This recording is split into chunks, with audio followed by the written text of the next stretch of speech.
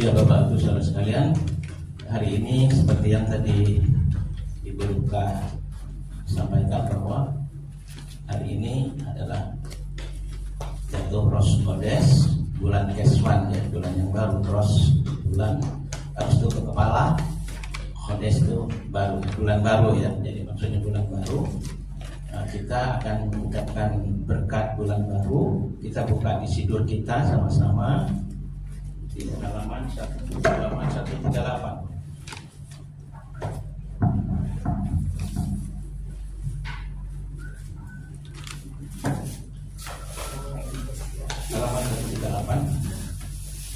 Yahi ratson mil paneka Adonai Elohenu belohe apotenu setehades alenu et hakodes hatse letova ve'ifracha ve'jiten lanu chayim aruchim chayim shel shalom chayim shel tova chayim shel beracha chayim shel parnasya chayim shel kilut atzamos chayim shel seis bachem yirat chasamayim ve'irat chet chayim shein bachem bosah na uklimah chayim seose ve'chafot chayim setehe panu afat Torah ve'irat chasamayim chayim sehe male Adonai bishalot libinai letova amen selah. Diberikannya kehendakmu yang jadi ya Adonai Elohim kami, Elohim nenek moyang kami, bahwa engkau memulai bagi kami bulan yang baru ini untuk kebaikan dan untuk berkat. Kiranya engkau memberi kami umur panjang, kehidupan dalam damai, kehidupan yang penuh kebaikan, kehidupan yang penuh berkat, kehidupan berkelimpahan, kehidupan yang sehat, kehidupan di mana kami takut akan engkau dan membenci dosa, kehidupan di mana kami tidak dipermalukan, kehidupan yang melimpah dan terhormat, kehidupan di mana kami mencintai Torah dan takut akan Elohim, kehidupan di mana Adonai memenuhi permintaan kami untuk kebaikan. Amin. Ya Rasulullah Paneka Adonai Elohenu Elohe Apotenu Setis Kades Alenu Kodestov ya Adonai Yesua Amasyah. Amin.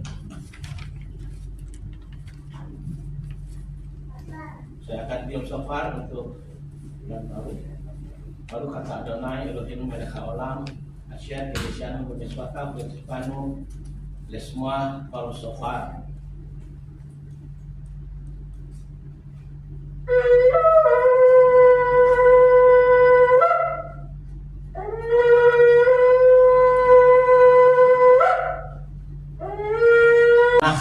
Nahamu artinya hiburkanlah. Jadi Noah itu artinya penghiburan, Bapak Ibu Saudara sekalian. Nah, kenapa di dalam kitab Noah itu ya, pada saat Noah itu kata Noah itu dirangkai dua kali ya. Coba kita dengarkan ini pembacaannya yang pada saat tadi yang dibacakan oleh Pak Suparno ya. Ini nanti kerinduan kita di sini juga ada Sefer Torah. Nanti ada pembacanya, anak-anak muda ini, anak-anak yang kecerdasan bahasanya tinggi, cepat sekali bisa menyerap dan bisa ambil bagian dalam tugas ini ya. Nah, ini nanti tergabung dengan pusat untuk belajar. Nah, seperti yang ini lantunannya ya, Bapak Ibu Saudara sekalian. Nah, Noah ini ada dua kali kata Noah.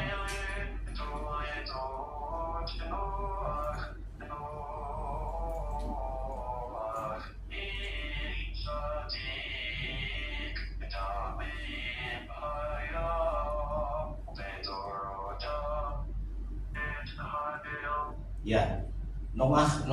Kenapa kata Noah ini dirangkai dua kali? Ini satu penekanan yang khusus ya. Jadi Noah itu punya dua tugas. Pertama dia membereskan atau membersihkan kehidupan manusia yang saat itu rusak, ya, kotor, najis, jahat di mata Tuhan. Maka Tuhan memberikan air bah ya untuk melenyapkan, artinya membersihkan. Itu sama dengan mikve atau baptis ya. Jadi dibaptiskan manusia itu menjadi baru. Nah kemudian Noah sebagai permulaan yang baru, ya, sesuatu yang baru lagi. Orang memulai generasi yang baru yang takut akan Tuhan, ya. Dikatakan Noah itu hidup bergaul dengan Tuhan. Noah itu sadik tamim, ya, sadik tamim. Jadi maka saya tegaskan dalam bahasa Ibrani itu pengucapannya mesti benar, Bapak Ibu Saudara sekalian, ya. Makanya tadi ketika bilang laknat bukan laknat, sudah sampai 2 kali sebenarnya laknat.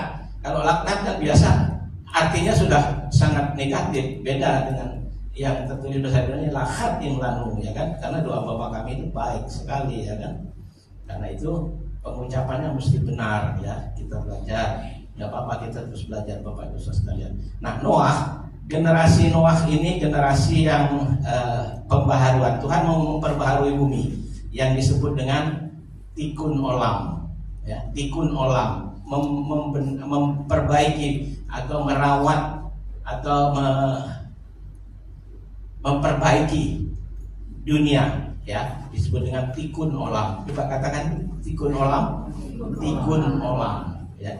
Tidak apa, kelihatannya aneh dan lucu, ya, tapi itu tikun olam. Memang benar-benar bahwa Tuhan itu mau merestorasi, mau memulihkan bumi ini dan semua penduduknya.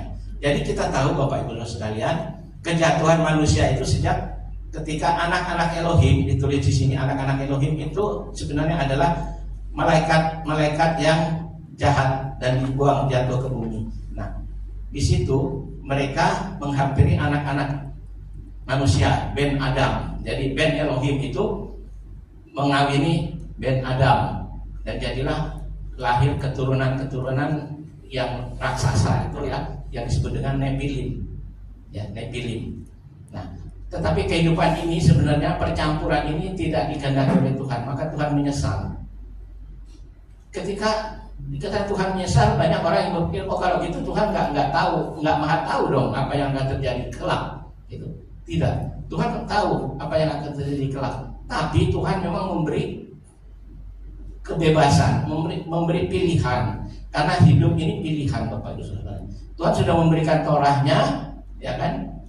Sebelum melalui Mose, Torah itu sudah diberikan juga kepada Adam, diberikan juga kepada Abraham. Bahkan Injil itu sudah diberikan kepada Abraham, Bapak Ibu Saudara sekalian, ya. Injil itu diberikan kepada Abraham. Di dalam Roma 11 ayat 1, Injil itu adalah kekuatan Elohim yang menyelamatkan pertama-tama untuk Jewish, untuk orang Yahudi, kemudian untuk Yunani dan bangsa-bangsa lain. Artinya untuk Esra Israel, Esra Yehudim, ya, orang Israel asli, dan yang disebut dengan Gentile atau Gerim. Gerim dari kata ger itu menyeberang. Maka ketika diberi nama Gerson itu artinya yang menyeberang, ya. Ger itu tunggal, Gerim itu jamak. Nah, tadi Talmidim itu murid-murid, bukan Talmidim, ya, makanya saya koreksi itu Talmidim. Jadi murid-murid, Bapak Ibu Saudara sekalian, ya. Nah, Noah artinya penghiburan. Kita melihat silsilah atau toldot Noah, ya. Toldot itu silsilah atau ginekologi atau apa, keturunan, ya. Noah ini generasi ke-10, Bapak Ibu Saudara sekalian. Jadi dari Adam, jadi manusia pertama itu Adam. Tapi sebelumnya itu ada manusia-manusia lain yang seperti katakan tadi, ya. Tetapi yang dibuat oleh tangan Tuhan dan dihembusi dengan nafasnya Tuhan itu, dan perjanjian itu melalui Adam, manusia pertama itu, Bapak Ibu Saudara sekalian, ya. Jadi manusia pertama itu Adam. Pertama dalam hal artinya apa? Itu langsung connect dengan Bapa.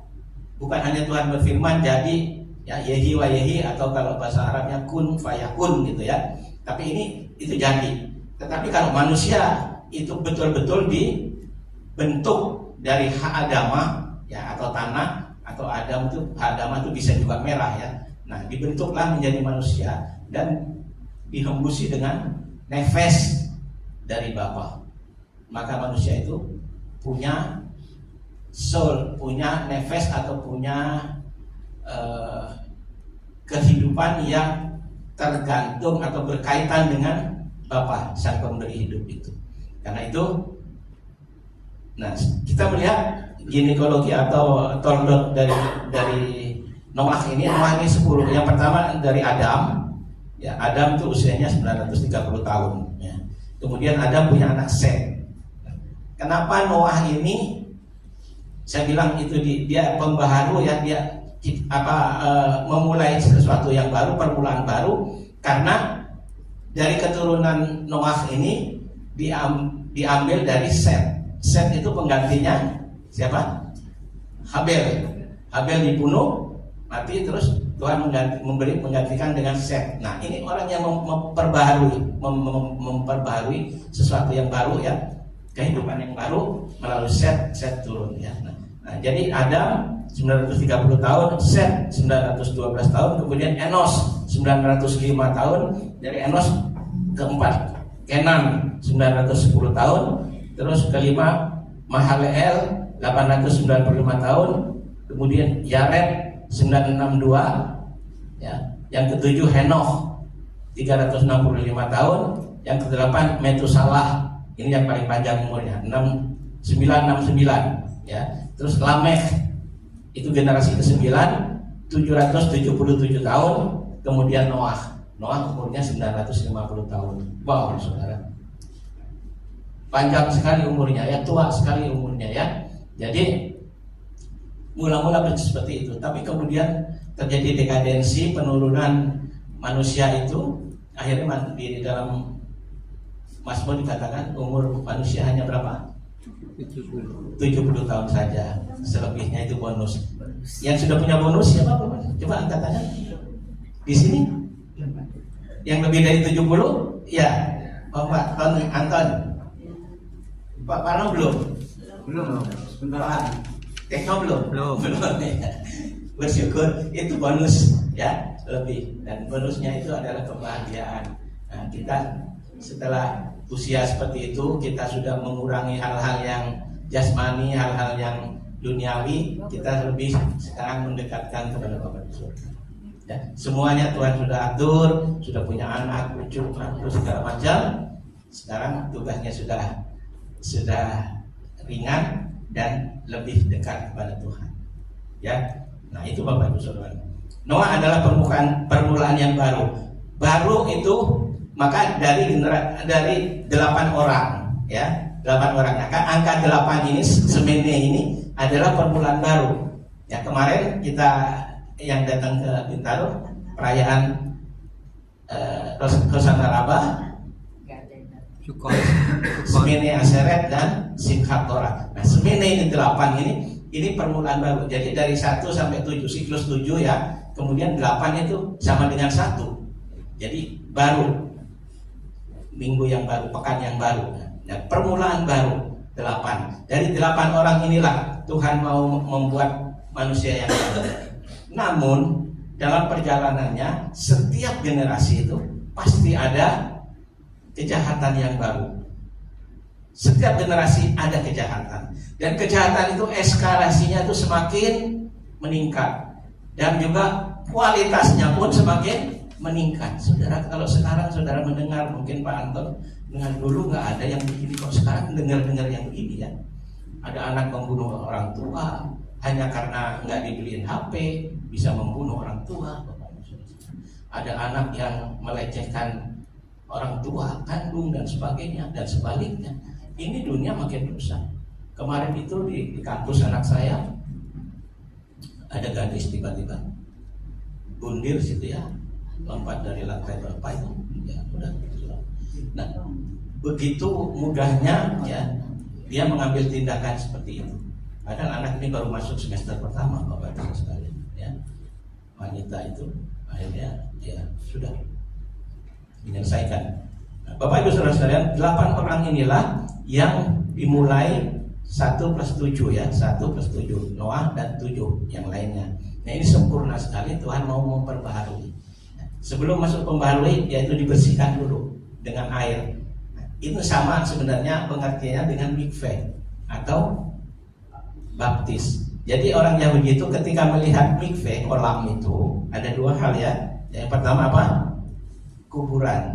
Artinya dia mati di situ dan bangkit lagi. Nah ini konsepnya mikve itu seperti itu, mati bagi kehidupan kita yang lama dari kehidupan dosa dan bangkit dan kehidupan yang baru di dalam Yesua, kepada Yesua. Jadi mikve itu kepada Yesua atau proselyte convert kepada Yesua. Yang tadinya milik dosa sekarang menjadi milik Yesua. Bapak Ibu Saudara sekalian, Noah ini menjadi dutanya Tuhan untuk pembaharuan, ya, pembaharuan mulailah, dan Tuhan memberi tanda, ya, tandanya apa?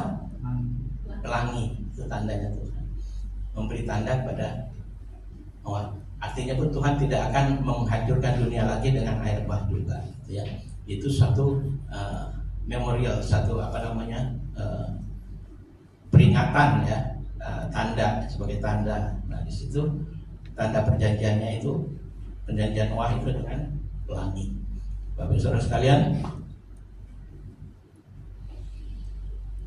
nanti akan dihubungkan dengan Haftarah Yesaya 66, kemudian ada Brit Hadasya. Saya mengambil dari Lukas, ya, nanti akan sampai ke sana. Nah, Bapak Saudara sekalian, Noah ini hidup dikatakan bergaul dengan Tuhan. Dia dikatakan dia sadik vetamim. Sadik itu benar, ya. Sadik itu benar. Maka ada Imam Sadok, ada Hasidik, ya, orang-orang benar itu, ya. Sadikim itu sadik. Kemudian tamim. Tamim itu tidak bercela atau lurus. Hidupnya lurus, enggak bengkok-bengkok. Maka kalau saya berdoa memberkati anak-anak, biar mereka hidup di jalan-jalan orang sadik, tidak menyimpang ke kanan maupun ke kiri. Nah itu doa orang tua harus selalu didoakan. Karena generasi sekarang ini luar biasa, pergaulan luar biasa, Bapak Ibu, akses segala macam itu yang buruk itu cepat sekali masuk. Ya, karena itu betapa kita harus memagari anak-anak kita dengan doa. Kita nggak bisa menjaga anak kita sepanjang 24 jam, selama 7 hari, selama sebulan, selama setahun. Kita tidak bisa, Bapak Ibu Saudara sekalian, ya. Tetapi kita punya kewajiban untuk melindungi mereka, ya. Kita nggak bisa menjaga mereka 24 jam. Keras saya. 24 jam kita nggak bisa, ya. Tetapi Tuhan yang mau dan bisa melingkupi hidup kita, ya, anak-anak kita.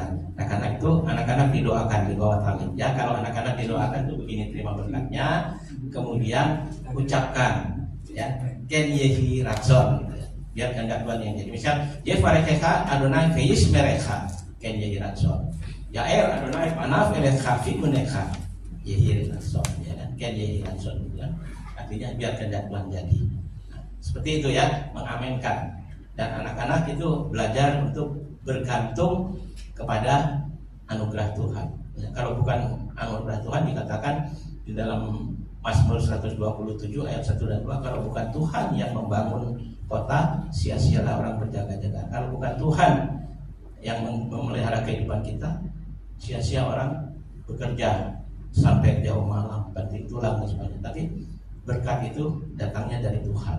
Karena itu kita harus bergantung sepenuhnya kepada Tuhan. Kita kafa dengan Tuhan, kita melekat dengan Tuhan, ya.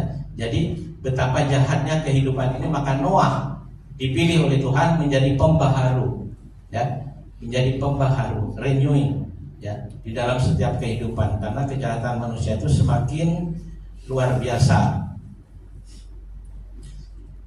Tuhan sangat serius dengan dosa, Bapak Ibu Saudara, sangat serius dengan dosa. Karena dosa itu, definisi dosa itu sebenarnya adalah pelanggaran terhadap Torah. Jadi definisi dosa itu pelanggaran terhadap Torah. 1 Yohanes 2 ayat 3, 1 Yohanes 2 ayat 4, ya. Dosa adalah pelanggaran terhadap Torah. Afera al-Torah, melanggar Torah. Itu definisi dosa, Bapak Ibu Saudara. Tapi di dalam yang lain, dosa adalah pelanggaran terhadap firman Tuhan, ya kan? Nah, tapi sebenarnya itu dari bahasa aslinya itu al-Torah, jadi melanggar Torah.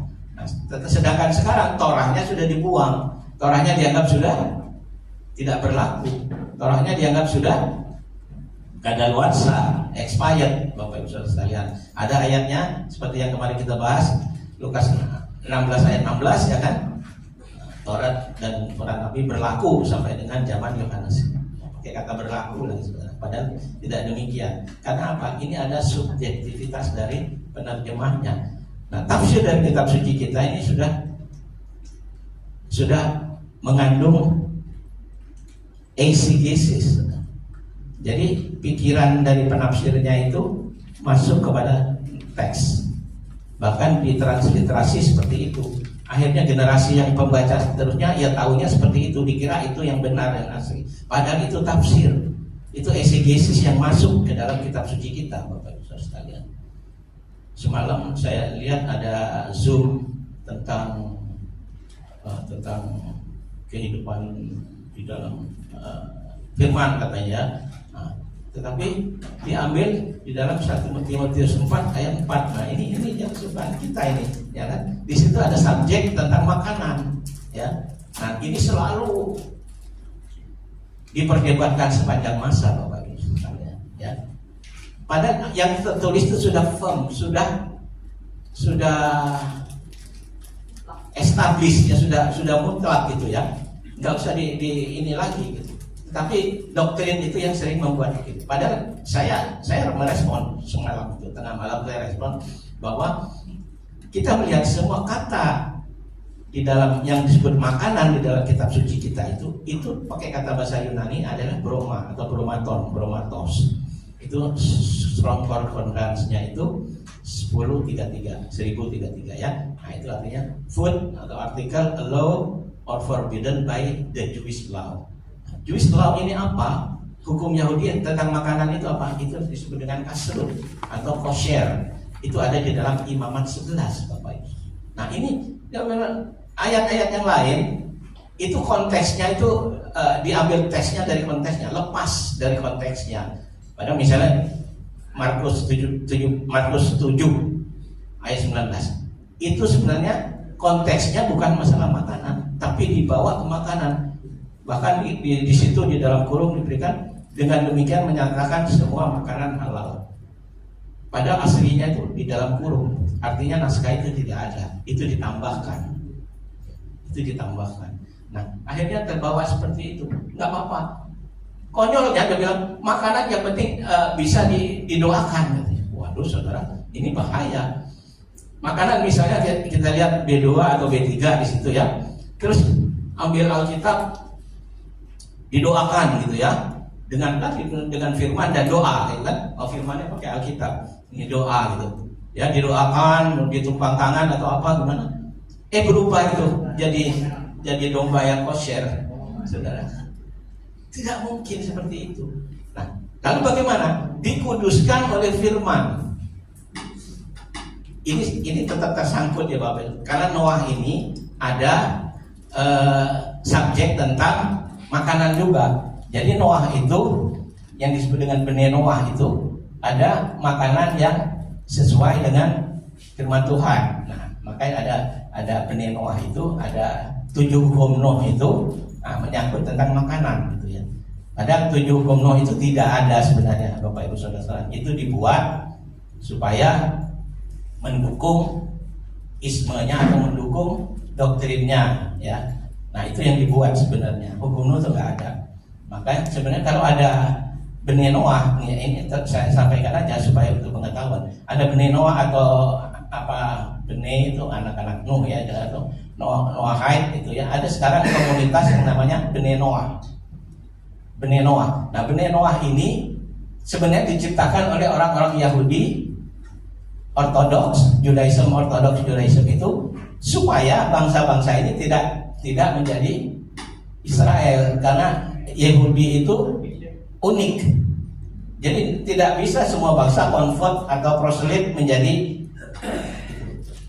Tapi bilang kamu jadi Bene Noah saja. Bene Noah saja. Kamu nggak bisa jadi Yahudi sampai kapanpun. Kamu nggak punya, kecuali kamu memang DNA Yahudi, punya DNA Yahudi, dan itu paling jauh itu nenek, garis nenek gitu ya kan. Kalau di luar itu bukan gitu ya. Nah, jadi kamu cukup jadi benih Noah saja. Gitu. Artinya apa? Benih Noah itu tidak perlu Mesias, tidak perlu makanan seperti Imamat 11 tadi. Terus jangan pokoknya ada 4 itu sebenarnya ya. 613. Nah 4 itu diambil dari Konsili Yerusalem tahun 49 ya. Di situ diputuskanlah bahwa untuk bangsa-bangsa, untuk newcomer ya yang bergabung kepada Mesias Israel, Mesias Yahudi, supaya 4 hal ini saja. Ini sebenarnya tidak final Bapak Ibu Saudara sekalian. Ini baru tahap awal. Sebenarnya keempat hal ini adalah yang disebut dengan table fellowship. Ya, jadi apa table fellowship itu? Jadi ketika ada tamu atau apa, itu disediakan hidangan di meja. Nah, mereka makan. Tapi kalau bangsa-bangsa yang belum kenal Tuhan itu kan hidupnya tidak sesuai dengan Torah kan, makan segala macam. Nah, untuk itulah diberi arahan untuk 4 hal ini dulu. Ini bukan final. Orang-orang di teologi bilang itu sudah final, 4 hal ini aja, ya kan? Makanya semua makanan boleh kecuali darah apa gitu ya kan. Nah, darah pun tetap ada yang memakan juga, tapi terus dilarang dengan dalih kesehatan, katanya di situ banyak ada virus dan sebagainya. Padahal memang Tuhan sudah perintahkan sejak awal di Imamat 11 itu di Torah. Imamat 11 tadi itu di Torah. Ya. Torah itu adalah isi hati Bapa yang diberikan kepada kekasihnya. Jadi itu disebut dengan buku nikah, ketubah. Ya, ketubahnya itu Torah. Dan tanda perjanjiannya Tuhan itu cincin, yaitu Sabat. Bapak Ibu Saudara melakukan Sabat, ini adalah sebagai ikatan, bahwa ada ikatan antara kekasih kita, suami mempelai kita dengan kita. Ya, kadang kalau kita udah pasangan suami istri punya ring, punya cincin itu masing-masing dikasih nama ya. Yang pihak suami memberi nama istri di situ, dan sebaliknya yang istri pakai itu ada nama suaminya. Tapi itu biasanya Ani Ledodi Fedodili bahasa Ibrani. Aku milik kekasihku dan kekasihku milikku gitu ya kan. Nah, jadi nggak ada matinya saudara gitu. Nah, Noah sebagai pembaharu itu, Tuhan serius dengan dosa ya. Karena itu Tuhan mau membersihkan, menghapuskan, mikve ya. Jadi mikve gambaran itu tadi, gambaran air itu, jadi mati terhadap dosa, bangkit kembali, itu mikve ya. Baptis di dalam Yesus, dalam nama Bapa, Anak dan Roh Kudus, di dalam nama Yesus Manusia, di dalam nama Yesus Kristus ya Bapak Ibu Saudara sekalian. Artinya apa? Yang tadinya menjadi pemilik yang lama yaitu dosa, sekarang bangkit menjadi pemilik yang baru di dalam nama ya. Di dalam nama dibaptis ke dalam Yesua ya. Nah, jadi milik Yesua, milik Tuhan. Nah, itu makna dari baptisan Bapak Ibu Saudara sekalian. Tapi baptisan itu tidak menyelamatkan. Dulu saya kaget, ada pembicara di gereja saya bilang bahwa baptis itu tidak menyelamatkan. Rasanya dong kalau kita kan terima doktrin seperti itu, pasti siapa yang dipercaya dan dibaptis akan diselamatkan kan gitu. Rupanya bahasa kitab suci itu kan tidak monologi ya, tetapi itu lintas bahasa gitu. Jadi budaya apa itu ada menghiasi, menggambar kitab suci kita. Tetapi gambar yang tepat, yang benar itu adalah tradisi kitab suci, yaitu tradisi Ibrani ya. Karena kitab suci itu seringkali saya katakan itu Jewish book, buku Yahudi ya, ditulis oleh tangan-tangan orang Yahudi dengan mindset Yahudi, dengan historicalnya, dengan culture-nya, sosiokulturalnya itu Yahudi. Maka tepatlah dikatakan di dalam Roma 11 ayat 1 bahwa Injil itu adalah kekuatan Elohim yang menyelamatkan pertama-tama Yehudim, kemudian itu Gentile atau Goyim. Jadi jangankan jangankan tanah atau perjanjian lama yang disebut perjanjian lama, Injil pun Brit Hadasyah itu sebenarnya untuk orang Yahudi. Dan sekarang kan sudah ditemukan juga naskah Ibrani di PB ya, PB New Testament itu naskah Ibrani saya punya. Tapi kita tidak bisa secara frontal mengklaim bahwa kitab Perjanjian Baru itu ditulis dalam bahasa Ibrani. Namun para scholar, orang-orang Yahudi itu meneliti dan memang betul. Karena apa? Kalau kita baca di dalam kitab, baik itu yang Brit Hadasyah itu memang alur pikirnya Yahudi, Hebraik gitu, Bapak Ibu Saudara sekalian. Jadi ya itulah, misalnya saya nulis surat, saya orang Indonesia, saya nulis surat kepada teman saya yang di Inggris. Ya saya nulis pakai bahasa Inggris, Bapak. Tapi kelihatan bahasa Inggris saya dengan bahasa Inggris di sana jauh beda, Bapak Ibu Saudara. Bahasa Inggris saya di Indonesia ini dengan yang di Inggris sana enggak kelihatan gitu. Oh, ini Inggris Jawa ini gitu kan. Jadi seperti itu, Bapak Ibu Saudara sekalian. Elohim mengirim air bah sebagai mikveh, ya. Namun Elohim memerintahkan Noah membuat tefah atau bahtera atau keranjang dari kayu gofir dan diatur sendiri. Nah, sekarang kita melihat genealogi atau toldot atau apa silsilah, ya. Nuh generasi ke berapa? 10 ya kan? Dan dari 8 orang itu 8 itu angka permulaan, ya. Tuhan akan memperbaharui dengan Noah. Nah, ukuran dari tefah itu, ya, kita lihat ukurannya itu panjangnya 300 hasta, ya. Terus lebarnya 50 hasta, tingginya 30 hasta. Nah, sekarang kita konfirmasi, kita hitung di dalam meter lah gitu ya. 1 hasta itu kalau yang tertulis itu 45 cm, Bapak Ibu Saudara sekalian. Arti hasta ini dari ujung siku sini sama siku sini, ya.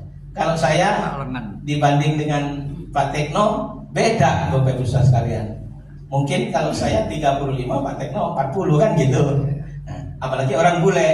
Nah, banyak 40. Kita taruh deh 35 lah ya. Nah, kalau 35 kita jadikan meter, jadi panjangnya itu 105 meter. 3 hasta. Ya kan? Terus lebarnya itu 17,5 meter. Terus tingginya 10 meter, 10,5 meter. Seperti itu dibuat 3 tingkat. Itu Tuhan merinci. Ya, seperti Tuhan memberikan perintah kepada Moshe untuk membuat tabernakel atau kemah pertemuan, Ohel Moed itu rinciannya semua jelas. Dan itu harus dilakukan sesuai dengan yang Tuhan perintahkan. Sampai pasaknya pun ditentukan, ya kan? Tali-talinya semua ditentukan. Ya. Karena itu Tuhan itu berdaulat mutlak untuk memberikan instruksi kepada umatnya supaya baik. Jadi Torah diberikan kepada umatnya itu supaya baik keadaanmu dan keturunanmu.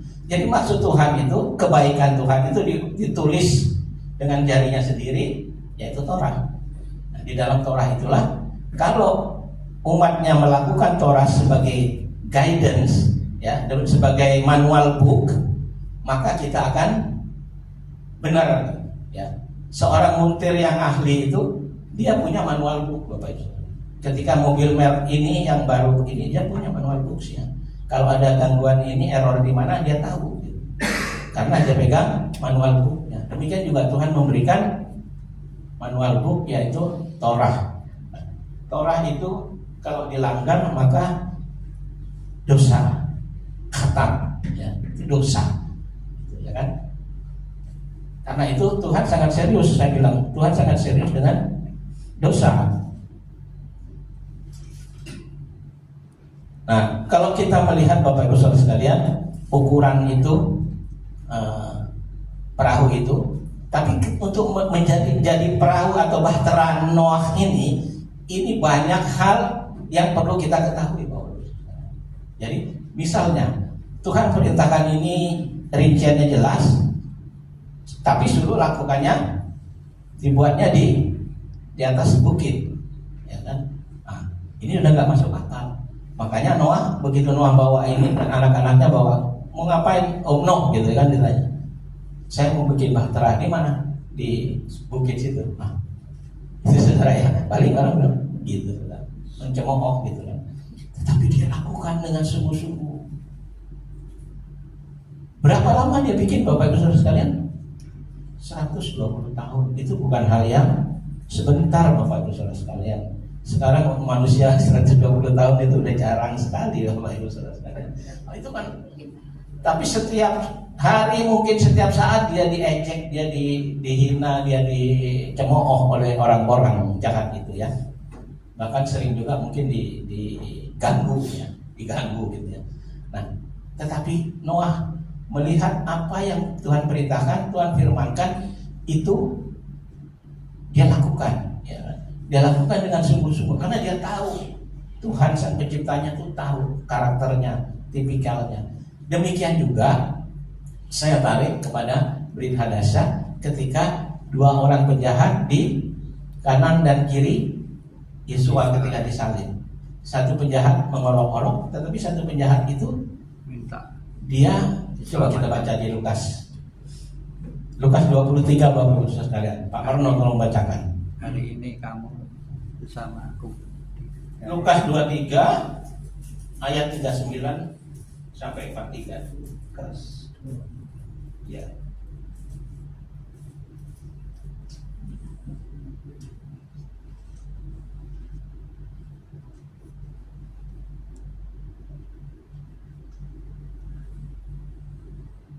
Dan 49. Ayat 39 sampai 43.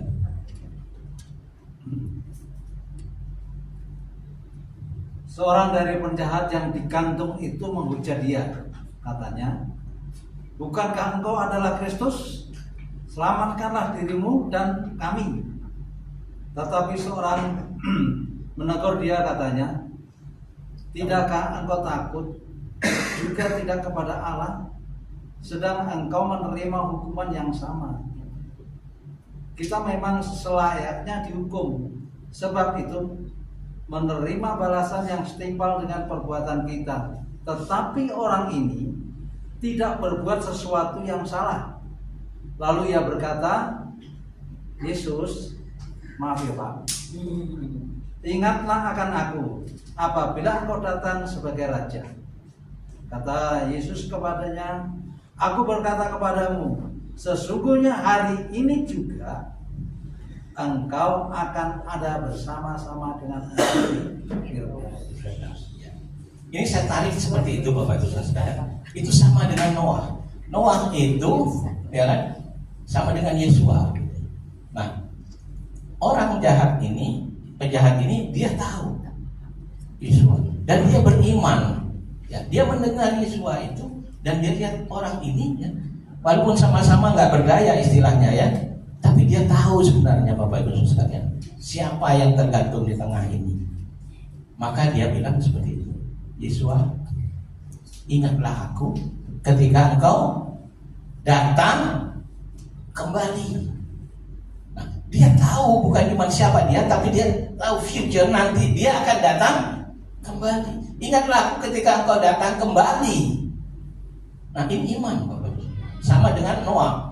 Noah dikasih perintah begini-begini, dia tahu akan bahwa Tuhan akan mengirim banjir. Betul. Setelah perahunya selesai, bahteranya selesai, Tuhan turunkan banjir. Sebelum turun banjir itu mata air itu dibuka dan tingkap-tingkap di langit itu dibuka. Akhirnya hujan selama berapa?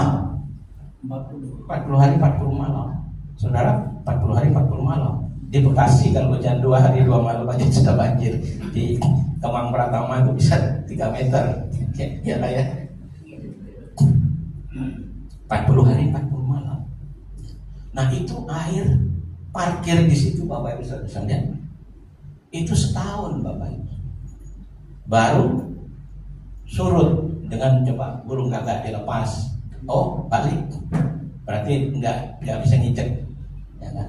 Akhirnya berapa lama kemudian dia kirim merpati balik lagi, oh masih ada air, terus nggak lama kirim lagi merpati, ya kan? Akhirnya merpati itu datang bawa tujuh jahitun, betul saya.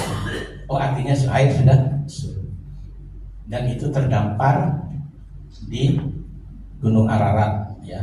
Nah itu situ sejarahnya ada sampai sekarang. Jadi sebenarnya kitab suci kita itu sejarah yang ada buktinya, bukan khayalan, bukan karangan, tapi itu kitab suci kita ini sejarah juga, Bapak Ibu. Semua ada sejarahnya. Baik itu istri Lot yang jadi tiang garam ada di sana, ya kan? Semua itu ada situsnya. Artinya ada bukti sejarah bahwa kitab suci kita itu kitab suci yang sejarah, yang bukan karangan, ya, bukan seperti yang lain, ya. Karena kita bersyukur dan upah dosa itu kenapa serius seperti di dalam Roma 3 ayat 23, upah dosa adalah maut. Tetapi kasih karunia itu hidup yang kekal. Karena itu Tuhan memberikan memberikan kasih karunia, memberikan Noah, Nahamu, Nechem, Menachem. Nah itu Menachem itu anak penghiburan, ya. Noah itu penghiburan. Jadi dari kata Noah itu bisa banyak kata-kata, ya, banyak dari bentuk kata kerjanya, dari sejarahnya itu bisa punya banyak arti, ya. Nah, Bapak Ibu Saudara sekalian, kita coba lihat di dalam 1 Petrus 3 ayat 20. Lagi Pak Parno nggak apa-apa? 1 Petrus 3 20. Ya.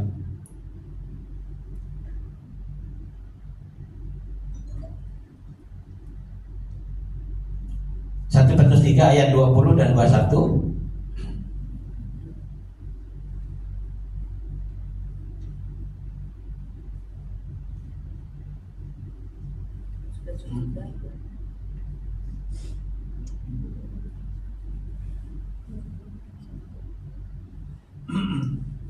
Yaitu kepada roh-roh mereka yang dahulu pada waktu Nuh tidak taat kepada Allah, ketika Allah tetap menanti dengan sabar waktu Nuh sedang mempersiapkan bahteranya, di mana hanya sedikit, yaitu 8 orang yang diselamatkan oleh air bah itu.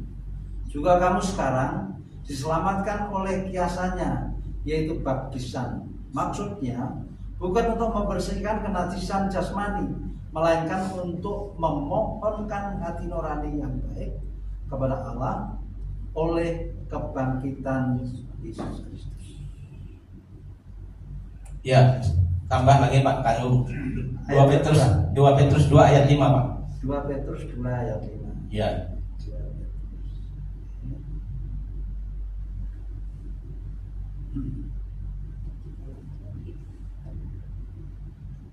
Tapi mungkin juga di Pak Parno nanti kasih aplikasi yang kitab sucinya mungkin ILT aja ya kok. Nggak bisa, tak download nggak bisa deh. Nggak bisa. Dan jikalau Allah tidak menyayangkan dunia purba, tetapi hanya menyelamatkan Nuh, pemberita kebenaran itu dengan 7 orang lain, ketika ia mendatangkan air bah atas dunia orang-orang fasik. Ya, makasih. Jadi ada kaitannya di dalam 1 Petrus, surat Petrus. Simon Kefa atau Petrus mengingatkan kepada Tuhan seriusnya dosa. Dia kaitkan dengan pemberontakan manusia di zaman Nuh, di zaman Noah, ya. Dan nanti pun ketika Mesias datang, ya, yang pertama kali itu dia bebaskan orang-orang yang mati sebelum Noah, ya. Nah itu yang dibebaskan dulu Bapak Ibu Saudara sekalian. Ya, kemudian kan ada yang mati di dalam Mesias pertama, terus mati di dalam Tuhan yang kedua, dan kemudian yang masih hidup. Nah, waktu Yesus datang, waktu Yesus wafat, ya, dia turun ke alam maut itu. Nah itu urusannya dengan orang-orang yang belum menerima Torah, belum menerima Mesias, maka itu prioritas dari Tuhan, itu dia bereskan dulu, Bapak Ibu Saudara sekalian. Ya, dia turun ke dunia orang mati, alam maut itu orang-orang jahat, orang-orang yang tidak mendengar Torah, ya kan? Itu dulu yang diperbaiki, yang diselamatkan. Beda dengan sekarang, Bapak Ibu. Sekarang Torah itu sudah dikenal, sudah banyak, namun ditolak. Ya, itu masalahnya. Kalau dulu memang nggak ada, ya kan? Maka hidup mereka menurut hati nurani, dan itu Yesua datang untuk membebaskan itu dari tawanan, Bapak Ibu Saudara sekalian, pada yang disebut dengan Yovel itu, ya. Nah, karena Sabat kita itu juga ada Yovel juga, Bapak. Sabat itu pekanan hari Sabtu ini, terus tahunan siklus hari raya itu ada 7 hari raya itu Sabat juga. Kemudian Sabat tanah 7 tahun, dan Sabat 7 tahun tadi disebut dengan Shemitah, terus Yovel itu 50 tahun. Nah, itu ada siklusnya, Bapak Ibu Saudara sekalian. Nah, kita melakukan siklus hari raya kemarin, ya. Sudah Bapak Ibu sudah pernah melihat Sukkot, ya kan, sebelumnya Yom Kippur juga sudah, ya. Nah, Sukkot. Nanti siklus itu berjalan terus, Bapak Ibu Saudara. Itu siklus iman kita itu bisa digambarkan seperti batang pohon yang ditebang. Kita lihat itu ada lingkaran tahun itu, lingkaran usia itu. Semakin usianya tua, itu semakin besar lingkarannya itu. Nah, demikian juga kita, Bapak Ibu Saudara, kita itu belajar Torah seperti jemaat yang mula-mula dulu, dia belajar, ya. Di dalam Kisah Rasul 15 ayat 21 dikatakan hukum itu sejak zaman dulu sampai sekarang, katanya hukum Mose, hukum itu dibacakan setiap Sabat di sinagog. Jadi Torah, Sabat, sinagog. Sinagog itu rumah doa. Kita sebenarnya punya sinagog, tapi kemarin ada yang kurang sepakat dengan istilah sinagog. Nanti di Indonesia ini muncul kehebohan gitu, ya. Kok ada sinagog? Sinagog kan identik dengan Yahudi, ya kan? Nah, Israel, sedangkan kita belum punya hubungan diplomatik dengan Israel itu. Nanti akan muncul, kan? Yang ada sinagog di Tondano itu sebagai situs sejarah. Sebelumnya di Jalan Kayu Surabaya itu sudah dihancurkan, diserbu, dihancurkan sampai rata dengan tanah. Ya, nah, dengan istilah itu, kemarin waktu Rabi kita datang, dia bilang ini sinagog karena sudah punya Torah, dan Torah yang kita punya di Bethel itu Torah yang ditulis tangan oleh penulisnya itu tahun 1967. Nah, suatu saat kalau kita bisa beli, tadi saya ngomong Pak Edi beli, di mana belinya? Pakai di Amazon.com aja bisa kita beli Torah, atau bro kita bisa bawain Torah kemana, ya? Nah, yang kecil bisa. Sebenarnya ada yang dulu, yang pertama kali dulu ada, itu mungkin bisa dipinjam, Pak Edi bisa ngomong pasti dapat. Nah, tinggal pembacanya kita pilih. Saya lihat anak-anak muda ini, anak-anak yang kecerdasan bahasanya itu tinggi, ya, gampang nangkepnya itu cepat gitu, ya, Pak. Itu gampang baca Torah, apalagi sekarang toolsnya banyak, ya. Tadi seperti yang saya pakai ini, ya, itu akan di link dengan satu grup pembaca Torah. Nah, itu nanti dikasih lantunannya, bacaannya dikasih. Jadi kita tinggal belajar gitu, ya, cepatlah anak muda sekarang ini. Saya sangat optimis dengan hal itu. Di sini akan nanti luar biasa, ya. Nah, Bapak Ibu Saudara sekalian, satu dari parasha Noah ini mengajarkan kita supaya kita hidup beribadah kepada Tuhan, ya. Beribadah, berafodah kepada Tuhan. Kita lihat sebagai ayat penutup Roma 12 ayat 1 dan 2. Ini ayat yang sudah tidak asing lagi bagi kita. Yang lain bisa bacakan?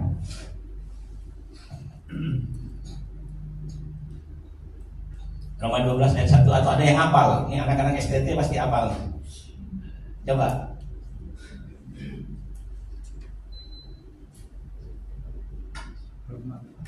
Roma 12 ayat 1 yang dibawa. Roma 12 ayat 1 sampai 2. Ya, silakan. Demikianlah firman Tuhan dengan judul dari perikop persembahan yang benar. Karena itu saudara-saudara, demi kemurahan Allah, aku menasihatkan kamu supaya kamu mempersembahkan tubuhmu sebagai persembahan yang hidup, yang kudus dan yang berkenan kepada Allah. Itu adalah ibadahmu yang sejati. Janganlah kamu menjadi serupa dengan dunia ini, tetapi berubahlah oleh pembaruan budimu, sehingga kamu dapat membedakan manakah kehendak Allah, apa yang baik, yang berkenan kepada Allah dan yang sempurna. Ya, makasih. Cuman dalam kesempatan saya 1 menit ini saya akan mengangkat tentang kata Allah tadi ya, Pak, yang mau diperhatikan bahwa sebenarnya kata Allah itu adalah nama diri dari Tuhannya orang Muslim.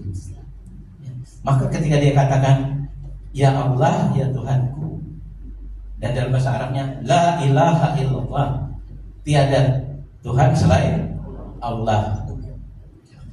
Tapi di Indonesia itu masuk ke Alkitab kita itu karena pada tahun 1930 itu ada 2 orang yang Muslim sebagai penerjemah kitab suci Alkitab, yaitu pertama Armen Pane, itu sastrawan 30 tahun, angkatan 30 tahun, dan satu lagi Munsi Abdullah. Jadi Abdullah bin Abdul Qadir Munsi. Abdullah Munsi itu Ustadz. Jadi Ustadz Abdullah anaknya Pak Abdul Qadir. Nah, sejak saat itulah masuk kata Allah itu ke Alkitab kita, dengan tidak ada tendensi atau maksud yang buruk, hanya sebagai terminologi, karena yang sudah didengar itu masuklah di situ. Cuman di LAI jadi rancu, ya. Kalau di LAI justru kebalik, itu bukan nama diri tapi itu generic name atau gelar. Maka dikatakan Yesaya 42 ayat 8, aku ini Tuhan, itulah namaku. Jadi Tuhan Guru Besar semua, itulah namaku. Berarti dulu ada meme orang kasih KTP namanya Tuhan, nama Tuhan lahir di sini, tahun segini seperti itu, namanya Tuhan, di situ Tuhan Guru Besar. Tapi saya hitung lebih dari 60 kata itu ternyata Allah itu nama diri di dalam Alkitab. Jadi nggak konsisten Bapak Ibu Saudara sekalian. Jadi ada yang perdebatan panjang ini ya, seperti teman saya BN ya, Pak BN itu bilang itu dari bahasa Arab gitu ya kan.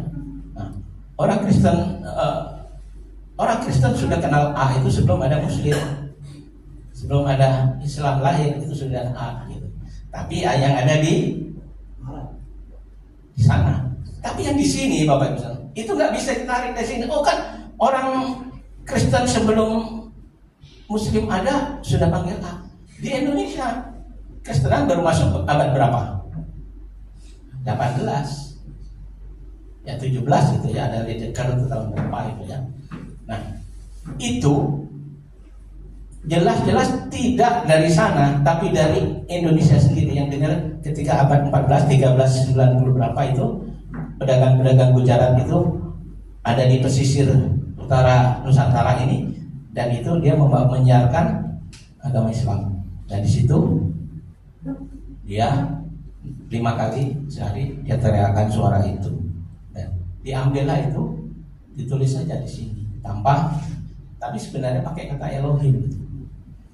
Nah, si BN teman saya ini dia bilang Allah itu dari kata al dan ilah. Al itu the, ilah tuh dewa atau Tuhan lah gitu ya. Al ilah.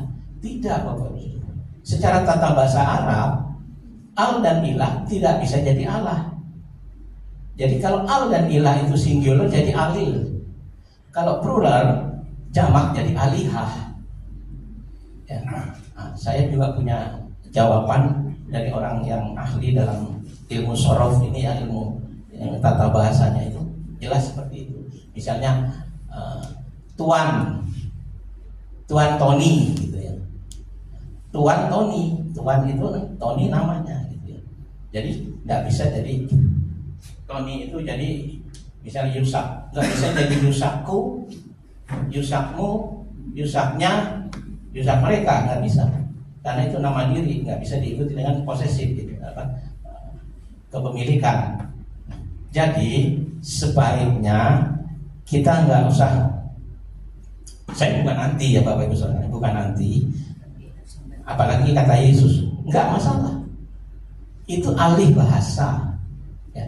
Yesus orang Yunani tidak punya yod, maka dia pakai iota, maka jadi jadi Yesus. Ya, dan terus jadi Yesus, Jesus ke Indonesia jadi Yesus. Nggak masalah, itu alih bahasa, karena bahasa universal ya. Nggak masalah kalau orang bilang Yesus Kristus, nggak masalah. Jangan dikaitkan dengan anekdot. Oh Yesus itu dia Sios kata itu. Oh Sus itu kuda jantan dan segala. Itu anekdot Bapak Ibu. Itu jangan sampai masuk ke ranah teologi kita gitu ya. Nggak masalah. Cuman kalau di dalam bahasa lain itu meaningless. Kalau Yeshua itu artinya keselamatan, jelas. Hine el Yeshua inilah keselamatanku. Jadi kalau keselamatan itu bisa diberikan tanda kepemilikan, misalnya Yeswati keselamatanku, Yeswatecha keselamatanmu, Yeswatechem keselamatan kita, keselamatan mereka, Yeswatenu keselamatan kami. Nah, itu ada. Yeshua itu artinya ada. Kalau Jesus per kata nggak meaningless, tapi saya tidak menolaknya, artinya seperti itu. Nah kitab suci kita itu memang Ibrani Bapak Ibu. Dari mulai Adam itu buktinya Adam itu bahasa Ibrani. Adam itu merah atau tanah, Adama. Hava itu hidup, jadi ibu yang hidup sampai semua. Nah sekarang kalau Henoch diganti Idris, nah itu kan sudah artinya lain. Terus Ezekiel atau Yehezkiel jadi Zulkifli, itu lain, ya kan?